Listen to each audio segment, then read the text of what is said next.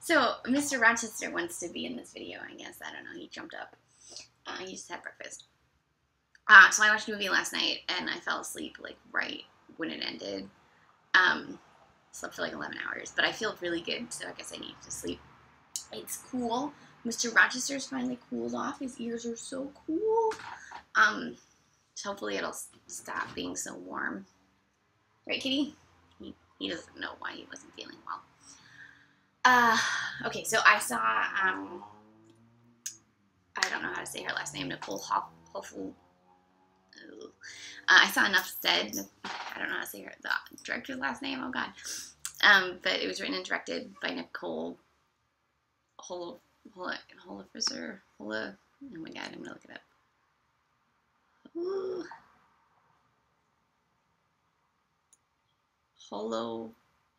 Holofcener. There's an F and a C right next to it on her name. I don't know. Yeah. I've seen one other by her. I saw Walking and Talking by her, which was like 98, I think. I haven't seen the ones in the middle, so, which is ridiculous because she writes and directs romantic comedies, so, you know, you'd think I would have seen more of them, but I haven't. This one was particularly good. I don't know why I didn't see it last year. Oh, there goes our co-host. I don't know why I didn't see it last year. I just kept not getting to it, and it kept being at theaters that I didn't drive far to because I'm lazy and horrible. And if I had seen it last year, probably would have made my top 10. I noticed on Movie, like, Movie's a really terrible website. I don't know if you've ever used it. I love how it looks aesthetically, and I've been using it for years and years and years. So it's like I just can't quit it, but it's this horrible. It's got horrible users. Like, don't use it for the users. Just ignore the user comments unless you're a masochist like me, and then you keep reading them, and you're like, God, everyone's an asshole. Because people were like, not memorable, this, that, and I'm like, did you watch this movie? Probably they didn't, or, you know, they present the specific type of film it is, which is romantic comedy, and they're like, romance or whatever. Like, judge a film based on what it was trying to be, and this film was trying to be, it excelled. It was a beautiful look at Eva, played by Julia Louis-Dreyfus, who was a middle-aged woman whose daughter was about to go to college, who still wasn't, like, she was over her ex-husband, but she was still angry, and maybe she'd always be angry about their relationship, and then you see her, you know, it was one of the best portraits of just a real, fully realized woman. Like, she had a lot going on professionally. She was a masseuse, and then she had a lot going on externally with her daughter and her best friend, and, like, that friendship was great. Like, I really enjoyed. The best friend was played by Toni Collette, who is just, like, amazing, and she got to actually be Australian, which is great. I hate it when they make Australians be American, and you're like, no, let me hear their accent. Whose marriage was in a rough patch. I wouldn't say it was close to ending, but it was definitely in a rough patch. And it was very honest about how it was both her and her husband's fault. They were both just totally miscommunicating, and you could see it because you were pulled back, which was wonderful. And then Julia Louis-Dreyfus and her daughter, Ellen, are having issues because Ellen's upset about going to college, and then Ellen's best friend, played by Tabby Gevinson, who's from Rookie Mag, who's like 18-year-old wonderkind, like, she can do everything. She's gonna change the world someday, probably be president. Where was I going with that? Oh, so she's having issues with her mother, the Tabby is, and so she's staying a lot with her best friend originally, and then she starts sort of bonding with her best friend's mom, and so then Eva's daughter Ellen is, like, not dealing with this well because she's upset about moving on to college, but she's also upset about her mom sort of kind of replacing her, and those feelings felt so real for the girl because when I was 17, I guess, my best friend came and moved into my brother's room, and we sort of adopted her, for not legally, but basically. And, I mean, the year when we were living together was great. We were best friends. I could see her all the time. But then I went to college, and she sort of went to college but came back. And then she sort of, like, lived with my parents autonomously for a few years. And it took a while for me to get used to the fact that she needed my parents and that my parents are great people and they took her in and that their relationship was valid and that she was allowed to use my parents emotionally because that's what children need. And my parents needed her to sort of fill, I mean, I'm not really sure how to describe it, but she needed to be part of this family, and I was like, at first, but I can't imagine her not basically being my sister now, so, but I know how it made me feel when I was 18, and the way that it was for Ellen was so, like, it was like looking in a mirror. I was like, whoa.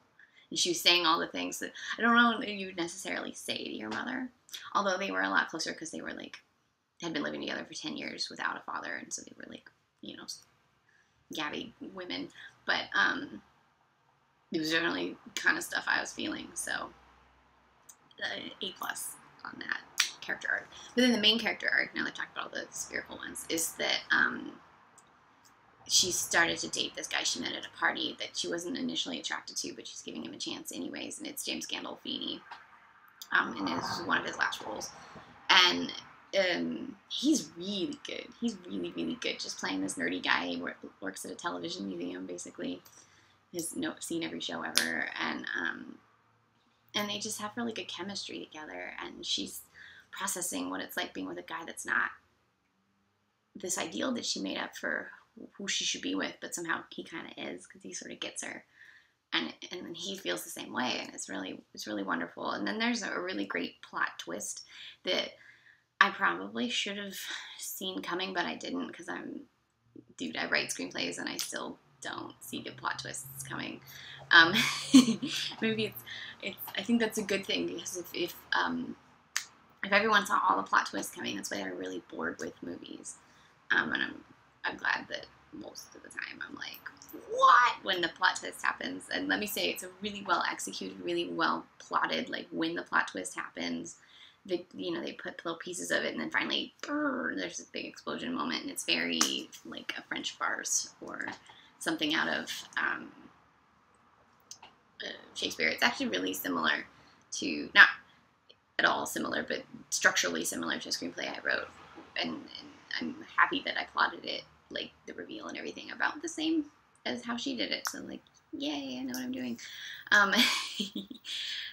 But it was great, and the last scene is one of those scenes where it's just open enough for like cynics to be like, oh, it's not gonna work out, and just open enough for like romantics at heart to be like, yay, it's gonna be great from here on out. So but the movie is so honest enough throughout its depiction of relationships that you know that even if it's gonna be yay, they're together, you know they're still gonna have a lot of shit that they're gonna work through, because this movie isn't one of those fantasies where couples get together and they never fight and they never pick on each other and they never do all the little things that makes you a couple if you've been in a relationship longer than a week.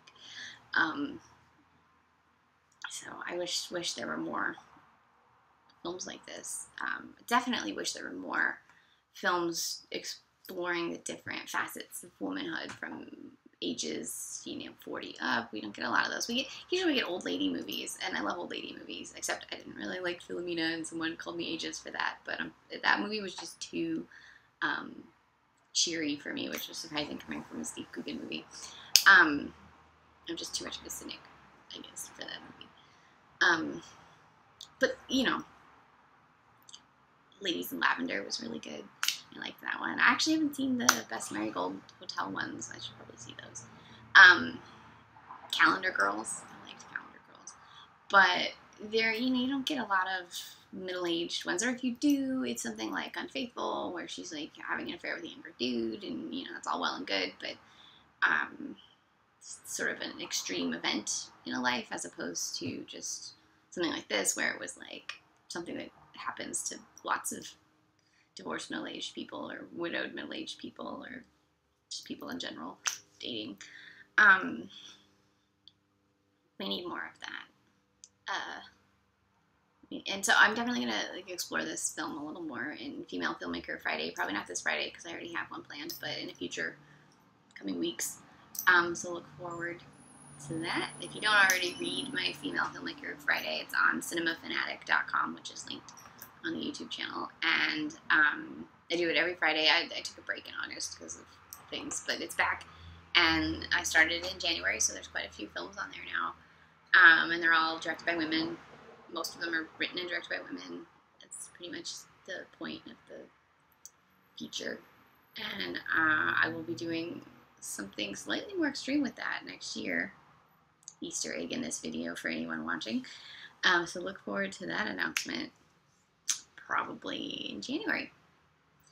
I probably won't mention it again, so hope if you've watched this video, you're one up on everybody else. Have a good day.